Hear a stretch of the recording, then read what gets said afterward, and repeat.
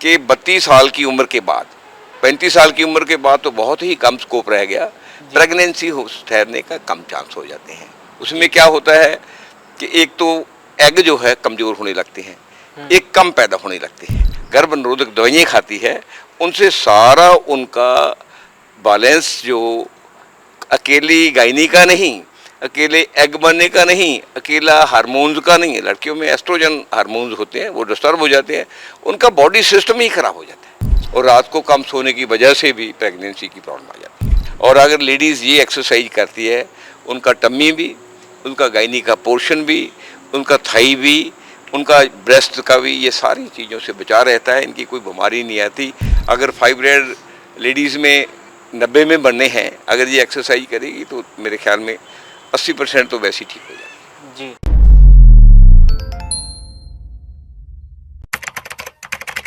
नमस्कार, D5 channel Hindi देख रहे सभी दर्शकों का मैं विभोर चट्ठास स्वागत करता हूं। आज मैं आया हूं fun villa doctor Joginder tiger ji के पास। डॉक्टर जोगिंदर टाइगर विश्व प्रसिद्ध डॉक्टर है और इनका हर्बल मेडिसिन पे किया हुआ काम भी विश्व प्रसिद्ध है। डॉक्टर साहब हमारे साथ मौजूद है। डॉक्टर साहब, आपका बहुत बहुत स्वागत है D5 channel Hindi. Thank you very much ji, thank you very much. महिलाओं को ना, जो जिनकी शादी हो गई है वो कंसीव नहीं कर पा रही हैं, और जो महिलाएं जिनकी शादी नहीं हो पाई है उनके पीरियड्स ही इरेगुलर हो रहे हैं, आप उसके बारे में बता दीजिए थोड़ा। औरतों को जो खास करके अनमैरिड लेडीज़ हैं, उनको महावारी, जिसको महीना कहते हैं, मेंसेस भी बोलते हैं, मेंसेस ग्रीक शब्द है जी। ये चंद्रमा के साइकिल से, जैसे चंद्रमा के महीने का साइकिल है ना जी ऐसी मेंसेस लेडीज़ में भी एक महीने का चक्कर है जी ये, क्योंकि लेडीज़ का जो साइकिल है वो 28 से 29 दिन का है जी। क्योंकि चंद्रमा जो है 27.5 दिन से 29.5 दिन का साइकिल उसका पूरा होता है। इसको सेंटर में करके 28 डेज कंसीडर करते हैं। 14 डेज करते हैं वैक्सिंग मून के, नए चांद के। 14 करते हैं जो चांद जब अलोप होने लगता है, जिसको बैनिंग, जब चांद सिकुड़ता है, अंधेरे पक्ष में जाता है, इसको हम बोलते हैं चांदना पक्ष। ठीक है, जब सूरज पहला नया चांद आने लग जाता है, जब चांद सिकुड़ने लगता है, अंधेरे पक्ष में जाता है, उसको बोलते हैं हम वैनिंग। जो यंग लड़की है, जो यंग लेडीज़ है, जिनके आप कह रहे हैं कि महीने की प्रॉब्लम आती है, उनकी प्रॉब्लम के कई रीज़न हैं जी। एक तो वो फिजिकल वर्क नहीं करती, जो स्ट्रॉन्ग वर्क है। ठीक है, पहली लेडीज सारा वर्क करती थी, पाँव के बाहर बैठकर चलती थी, उसको जितना उसका यूट्रस का सिस्टम था, गायनी का सिस्टम था, वो स्ट्रॉन्ग रहता था। ठीक है, दूसरा उनका खान पान ठीक नहीं है। तीसरा उनका दिनचर्या ठीक नहीं है। जितनी लड़कियों को देखेंगे आप, कोई 11 बजे, कोई 10 बजे खाना खा रही है, कोई 10 बजे रात को अपने दफ्तर अटेंड कर रही है, सोने पीने का उनका कोई खास बात नहीं है जी। दूसरा, समाज में ये जो एक गर्भरोधक दवाइयाँ हैं जी, गर्भरोधक जानते हैं जी जी, जिनसे प्रेगनेंसी को रोका जाता है। आजकल कुमारेपन में ही लड़कियाँ इस दवाइयों को बहुत खा रही हैं जी। ये दवाइयाँ मार्केट में भरपूर मात्रा में मिलती है और लड़कियाँ ये दवाइयाँ तकरीबन लगभग समाज में 40% लड़कियाँ, 50% लड़कियाँ ये दवाइयाँ खाती हैं। ये दवाइयाँ खाने से लड़कियों का जो गायनिक सिस्टम है, जो बच्चेदानी है, उसमें प्रॉब्लम आ जाती है। गायनी क्योंकि ये क्या करती है दवाइयाँ, जो यूट्रस की अंदर वाली झिल्ली है जी, जहाँ एग रहते हैं, ये एग को तोड़ती हैं दवाइयाँ, ताकि लड़कियों को कुंवारेपन में प्रेगनेंसी ना हो जाए। जब ये तोड़ती हैं तो यूट्रस की इनर कोटर लेयर खराब होने लग जाती है, जिससे लड़कियों को आहिस्ता आहिस्ता फिर क्या होता है, फाइब्रॉइड्स बनने लग जाते हैं, बाइटरी फाइब्रॉइड्स बनने लग जाते हैं। दूसरा, उनको फिलपाइन ट्यूब्स में प्रॉब्लम आने लगती है। इसी वजह से उन लड़कियों को मेंसेस की प्रॉब्लम आने लगती है, तो ये प्रॉब्लम आती है। आगे जाकर यही लोग जब मैरिज शादियाँ करते हैं, जब इनको कुंवारेपन में ये प्रॉब्लम आने लगी, मेंसेस की, ये और बातों की, एग्स की, एवोल्यूशन की, कितनी बातें होती है, यही बातें फिर उनको मैरिज के बाद फेस करनी पड़ती है। फिर उनको वही महीना ठीक नहीं आता, उनके मेंसेस के साथ साथ उनके एग्स जो हैं वो ख़राब होने लग जाते हैं, क्योंकि दवाइयाँ बहुत खाती है। उसके बाद फिर क्या होता है कि लड़कियां जो है आजकल बड़ी उम्र में शादी करती हैं। आपको सरप्राइज होगा कि 32 साल की उम्र के बाद, 35 साल की उम्र के बाद तो बहुत ही कम स्कोप रह गया, प्रेगनेंसी ठहरने का कम चांस हो जाते हैं। उसमें क्या होता है कि एक तो एग जो है कमज़ोर होने लगते हैं, एक कम पैदा होने लगते हैं, उसकी वजह से प्रेगनेंसी के चांस बहुत कम हो जाते हैं। और पहले दवाइयाँ खाने की वजह से और फिर जब उनकी शादी हो जाती है, उनका ट्रीटमेंट करने की वजह से लड़कियों का जितना भी गायनी का सिस्टम है वो ख़राब होने लग जाता है। उसकी वजह से लड़कियों को पहले कुंवारेपन में महीना ठीक नहीं आता, फिर शादी के बाद वो कंसीव ठीक नहीं कर पाती। सर, एक महिलाओं में ज़्यादा प्रॉब्लम अब देखने को मिल रही है, जी। हार्मोनल इनबैलेंस हो रहा है उनका। हाँ, ठीक है। उसके बारे में बता दीजिए। इनडायरेक्टली हार्मोनल इनबैलेंस का रीज़न यही है ज़्यादा लड़कियों में कि वो 40% लड़कियां जो है शादी से पहले शादीशुदा जैसी बन जाती है। अच्छे नहीं लगते लड़कियों को कमेंट से, चलो तो उनकी अपना जीवन है, उसके बारे में बहुत किस्म की वो दवाइयाँ खाती हैं। जब दवाइयाँ खाती है, गर्भ निरोधक दवाइयाँ खाती है, उनसे सारा उनका बैलेंस जो अकेली गायनी का नहीं, अकेले एग बनने का नहीं, अकेला हार्मोन्स का नहीं है, लड़कियों में एस्ट्रोजन हार्मोन्स होते हैं वो डिस्टर्ब हो जाते हैं, उनका बॉडी सिस्टम ही खराब हो जाता है जी। उससे मोटापा भी आने लग जाता है। और एक दूसरा लड़की आजकल चलती फिरती घर का खाना नहीं खाती, जंक फूड्स खाती है और जीभ के स्वाद को ज़्यादा लालच आकर स्वाद खाने खाती है। स्वाद खाने जितने भी हैं सारे आर्टिफिशियल हैं और सिंथेटिक हैं।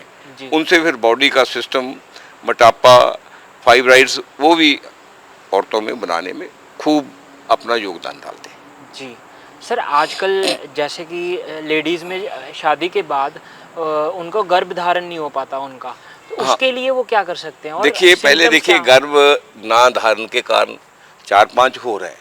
एक तो मैं आपको पहले कहता कि हार्मोन्स जो है इनका बैलेंस नहीं रहता, जी। ठीक है।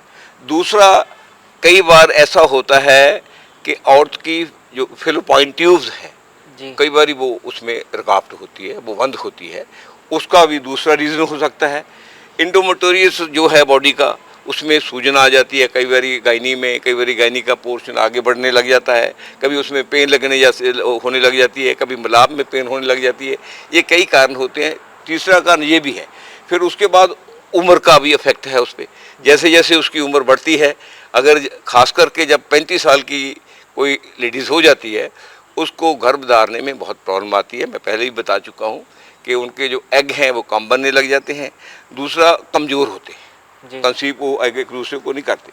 फिर दूसरा, जीवन शैली की बात है, रहने सहने का, उसका भी सारा प्रॉब्लम है। इन चीज़ों को सारे को ध्यान करने की ज़रूरत है। कई बार ऐसा होता है लेडीज़ में कोई प्रॉब्लम भी आती है, जैसे कोई अंदर उसकी रसोली हो सकती है, कोई उसमें फाइब्राइड हो जैसी कोई और चीज़ हो सकती है। उन चीज़ों को थोड़ा चेक भी करा लेना चाहिए।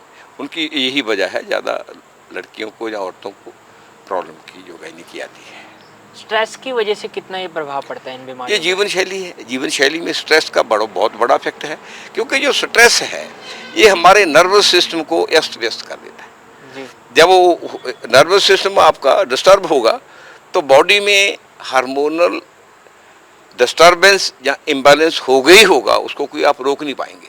जी। क्योंकि समाज का सिस्टम और एम्बिशन लेडीज़ में, आज लड़कियों में खान पान की, भागने की, स्टैंडर्ड की और फैशन की इतनी ज़्यादा है कि वो पूरा नहीं कर पाती। उसमें पूरा वो क्या होती है, डिस्टर्ब रहती है अंदर से, ऊपर से हंसती रहती है।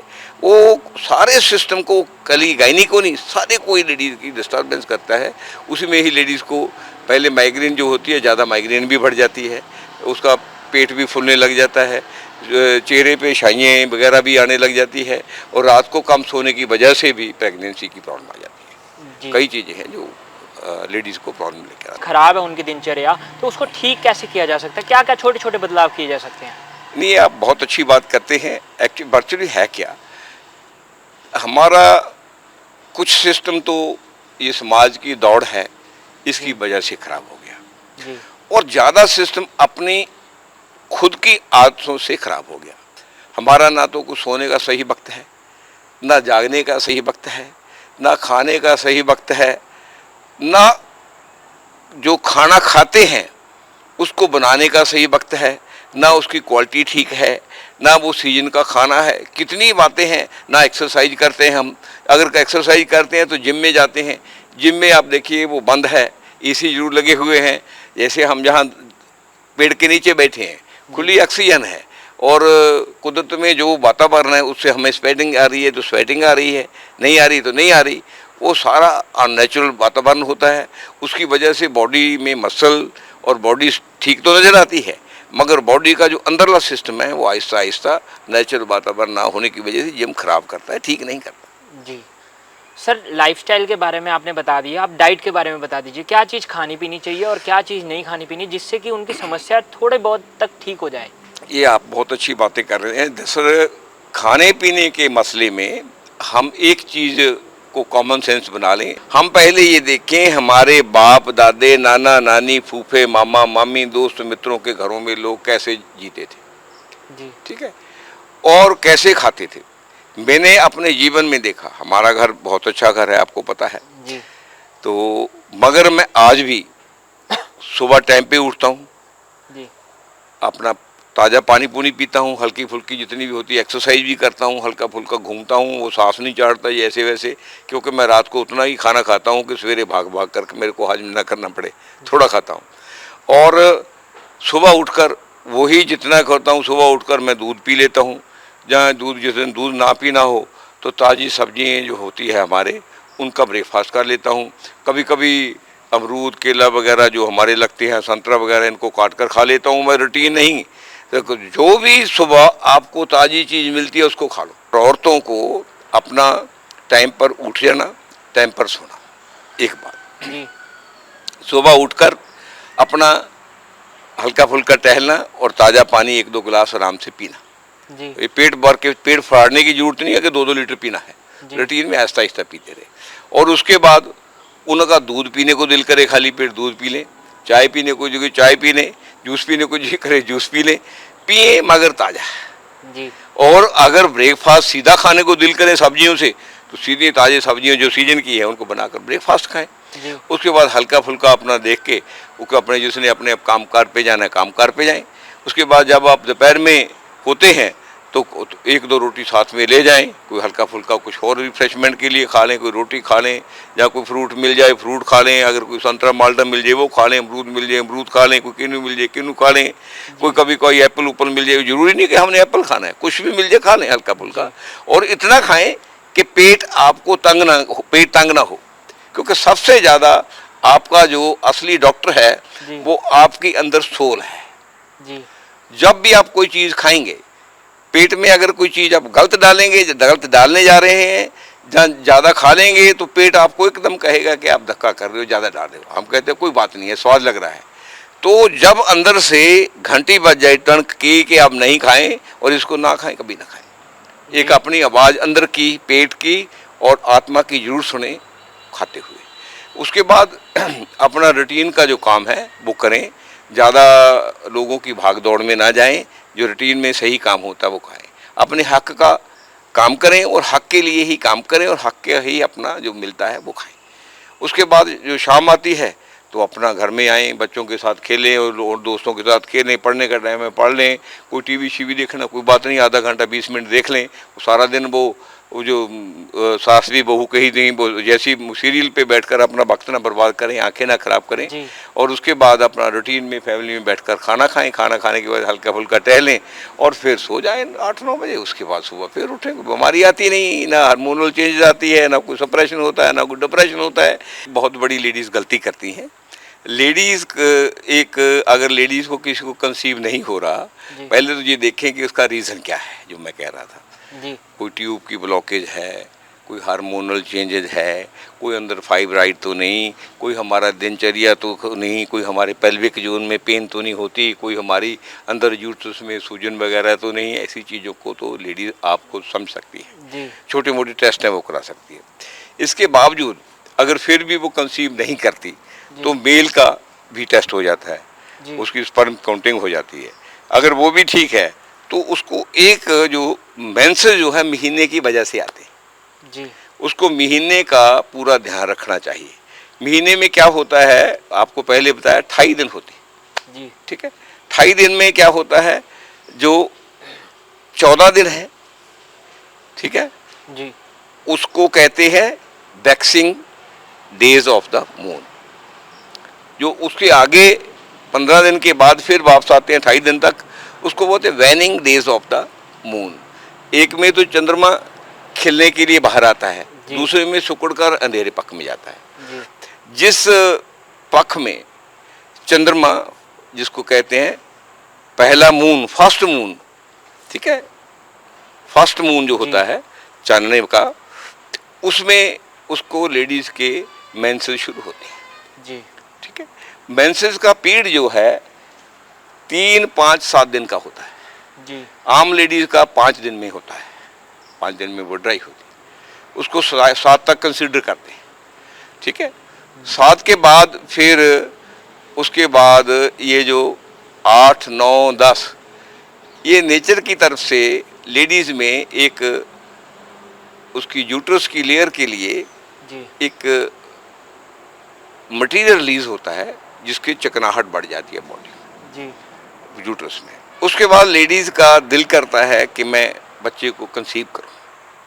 फिर ये 10 दिन तो वही हो गए, फिर उसके बाद 11, 12, 13, 14, ठीक है, ये 4 दिन उसके कंसीव करने के हैं। कभी 15 दिन भी होते हैं, क्योंकि ये 14वां दिन जो है ये फुल मून का होता है। जी इसमें फुल मून का मतलब पहले मून से लेकर आखिर तक फुल मून है 14 दिन का। जी। इसमें लेडीज की जो यूट्रस का मुंह खुल जाता है, हम्म, वो डिमांड करती है हम्म, किसकी, बलाब की।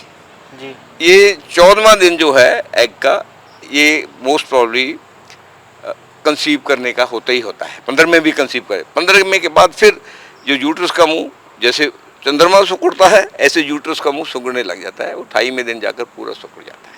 जी इसलिए लेडीज को एक चीज का हमेशा ख्याल रखना चाहिए, जो फर्स्ट मून है जी उससे 7 दिन तक बलाप नहीं करना चाहिए, ठीक है जी वो जेंट्स को भी, क्योंकि लेडीज के ओवियम और जेंट्स के स्पर्म का नुकसान होता है, और लेडीज की जो यूट्रस है उसका भी नुकसान होता है, विजाना का भी नुकसान होता है। जी उसके बाद फिर जो 3 दिन होते हैं, उसमें जो एक मटेरियल पैदा होता है कुदरत से, वो उसको चिकनाहट को पूरा बनने के, लेडीज की जो मेंसेस से यूट्रस की जो दीवारें हैं वो शेड हो जाती है, गिर जाती है, जी पतली हो जाती है, वो मटेरियल से फिर दोबारा हो स्ट्रांग हो जाती है। हम्म, उसके बाद फिर ये 11वां, 12वां, 13वां, 14वां दिन कंसीव करने के होते हैं। जी उसमें 2 चीज़ें और है।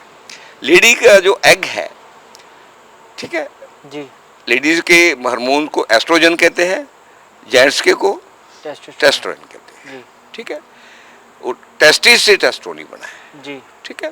वो क्या है, लेडीज का जो एग है इसका लाइफ होती है 12 घंटे से 24 घंटे से ही। जी जब रिलीज होते हैं ये इतनी देर जीते हैं।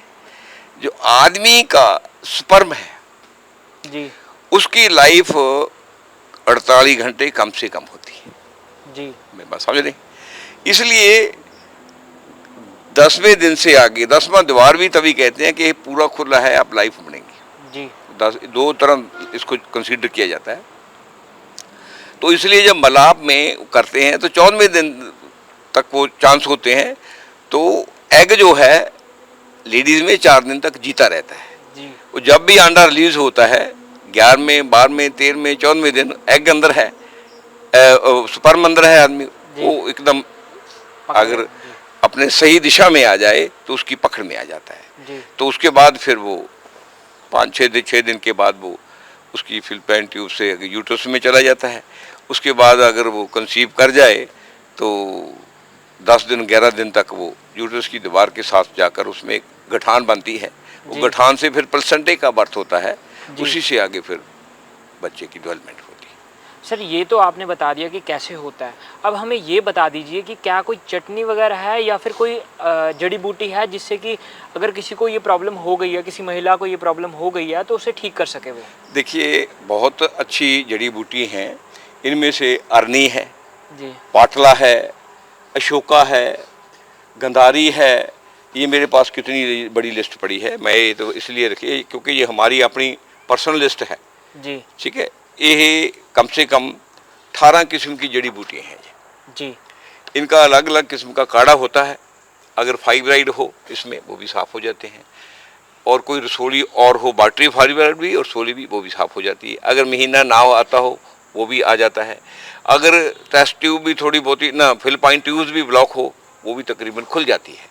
और ये दवाइयाँ बहुत अच्छी है हमारे पास, जड़ी बूटियाँ बहुत अच्छी है। तकरीबन आपने देखा होगा कि कितनी लेडीज़ का आप इंटरव्यू कर लेना। और जिनको महीना कभी रुका होता है 6-6, 7-7 महीने का, बड़े बड़े हॉस्पिटल, वो तकरीबन मेरे पास कभी 99% रिजल्ट ही रहता है, क्योंकि मैं मेहनत बहुत करता हूँ सुबह शाम। जी। तो ऐसे बहुत दवाइयाँ हैं, थोड़ी दवाइयाँ नहीं, काफ़ी दवाइयाँ हैं इसको। घर पर शुरुआती स्टेप वो क्या कर सकते हैं, मतलब कोई नुस्खा वगैरह थोड़ा बता दीजिए हाँ, हमें। नुस्खा ऐसा है, लेडीज़ को जड़ी बूटियों के, अगर उनके फाइब्राइड हैं या बाटरी फाइब्राइड हैं, या उनकी फिलिपाइन ट्यूब्स ब्लॉक है, या उनको महीना ठीक नहीं आता, ठीक है, या कई बार लेडीज़ के हार्मोन्स की प्रॉब्लम के होकर वो जेंट्स से मिलना नहीं चाहती, इसके लिए बहुत किस्म की जड़ी बूटियाँ हमारे पास है। वो जड़ी बूटियाँ कोई भी आकर हमसे लिख सकता है, हम लिखा देंगे। अगर दवा लेनी हम दे सकते हैं, कोई प्रॉब्लम नहीं है। जी सर, आजकल ना कई सारी खबरें आ रही हैं कि मिस कैरेज बहुत हो रही हैं लेडीज़ में, वो किस वजह से हो रही मिस कैरेज का ये बहुत अच्छी बात कर रहे हैं, वो बहुत बढ़िया बात है। 2-3 रीज़न है। लेडीज़ कुछ तो नशे पत्ते भी कर लेती हैं, सारी नहीं करती। हैं? जी। दूसरा, लेडीज़ के जो यूट्रस मसल्स हैं, बच्चेदानी के मसल्स, काम ना करने की वजह से कमज़ोर हो रहे हैं। मसल ही हर चीज़ को ग्रिप करके रखता है। मैं देख रहा हूँ बहुत लेडीज़ की तो यूट्रस नीचे की तरफ खिसकर आ जाती है, लटक जाती है। जी। उसके लिए फिर हम दवाइयाँ देते हैं। इसके कई रीज़न हैं। इनके लिए एक्सरसाइज और बढ़िया खाना ना खाना, एक्सरसाइज ना करना, दिनचर्या को ठीक ना अपने को रखना, और ठीक सोचना रखना, डिप्रेशन में रहना, टाइम पे ना सोना, टाइम पे ना जागना, यही कारण है जिसकी वजह से मिस कैरेज हो जाता है। यही प्रॉब्लम है। सर, महिलाओं को अगर ये प्रॉब्लम हो गई हो तो एक्सरसाइज कौन कौन सी वो कर सकते हैं? पेट की एक्सरसाइज, ये जो गायनिक सिस्टम है पेट का है, जिसको हमारे कहते थे पहले ना, चक्की पीसना। जी। क्या? चक्की चलाना। चक्की चलाना और टोका चलाना। ये एक्सरसाइज लेडीज़ की सबसे बड़ी एक्सरसाइज है। और अगर लेडीज़ ये एक्सरसाइज करती है, उनका टम्मी भी, उनका गायनी का पोर्शन भी, उनका थाई भी, उनका ब्रेस्ट का भी, ये सारी चीज़ों से बचा रहता है। इनकी कोई बीमारी नहीं आती। अगर फाइब्राइड लेडीज़ में 90 में बनने हैं, अगर ये एक्सरसाइज करेगी तो मेरे ख्याल में 80% तो वैसे ही ठीक हो जाएगी। जी। सर, कोई चटनी वगैरह भी है? चटनी वगैरह ऐसा है, जब किसी को महीने की प्रॉब्लम आती है तो गार्लिक, अदरक वगैरह की चटनी हमारे रूटीन में घरों में बनती थी, पुदीना वगैरह की। ये केली वेरिकोज वेन में या हार्ट में, ये पूरी बॉडी के लिए यूज़फुल है। ये जी। हमारे मसल को भी ठीक करती है, हमारे ब्लड से, देखो जो चीज़ ब्लड को साफ करती है और प्योर करती है, तो वो आदमी को, लेडीज़ को, सभी को बचाती है बीमारियों से। इसलिए ये चटनी जो है, अदरक, लहसुन, पुदीना, इमली, थोड़ा उसमें शक्कर डालकर, जीरा, जो काली मिर्च वगैरह डालकर अगर खाएंगे, जी। तो लगभग आप 60-70% बीमारियों से तो वैसे ही मुक्त हो जाएंगे। हमने चटनी बंद कर दी। हम क्या करते हैं, बाज़ार में वो लाते हैं टमाटो केचप, वही आती है ना, जी। जो किसी की कंपनी की हो, वो कभी भी बढ़िया नहीं होती। वो हमारे बॉडी में गाल स्टोन बनाएगी, किडनी स्टोन बनाएगी, एसटीडी बढ़ाएगी और कब्जे भी करेगी। वो जब ये चीज़ें बढ़ेगी तो हमारा ब्लड जो है इम्प्योर होगा। जी। ठीक है, टॉक्सिक मैटर ब्लड में आ जाएंगे। जब टॉक्सिक मैटर ब्लड में आएंगे, हम बीमार होंगे। इसका बहुत रिवाज हो गया है। ये भी तकरीबन 20-25% बीमारियों का कारण है।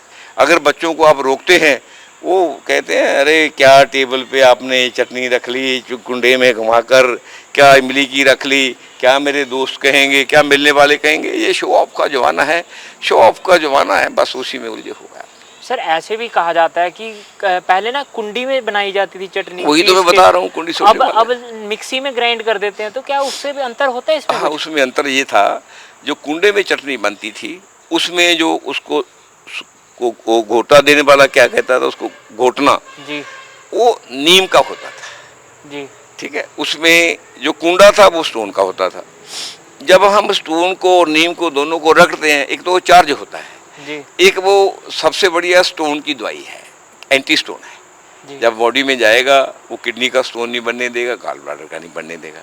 ठीक है। जी। दूसरा, नीम की वजह से थोड़ा अंदर नीम जाएगा, वो आपको पता है नीम के बहुत गुण हैं। जी ये जो स्टोन जाएगा ये आपके फिर कैल्शियम और मैग्नीशियम, जी विटामिन डी, 4 चीज़ों को पूरा करेगा, उसकी कमी को। इसलिए ये जितनी भी कैल्शियम की बात चल रही है, विटामिन डी की बात, ये कुंडी सोटे की चटनी छोड़ने के बाद ही आई है, उसके पहले नहीं। सर, जाते जाते आप हमारे दर्शकों को क्या संदेश देना चाहेंगे? कि आप नेचर से जन्म लेते हैं, नेचर के खाने पाने में से ही पलते हैं, ठीक है। इसलिए आप नेचर के साथ रहें, नेचर का खाना पाना खाएं, ताज़ी चीज़ें नेचर से खाएं, नेचर में रहें, नेचर में एक्सरसाइज करें और ज़्यादा प्रेशर अपने पे ना डालें, कुदरत का शुक्र करें और टाइम पे सो जाएं, टाइम पे जागे, ठीक रहेंगे, बीमारी आएगी नहीं। सर, आजकल ना जब प्रेगनेंसी नहीं हो पाती तो महिलाएं आईवीएफ की तरफ चली जाती हैं, टेस्ट ट्यूब बेबीज करने लग जाती हैं, तो क्या वो कितना सही है और कितना गलत है वो? देखिए बात है, कुदरत कुदरत है,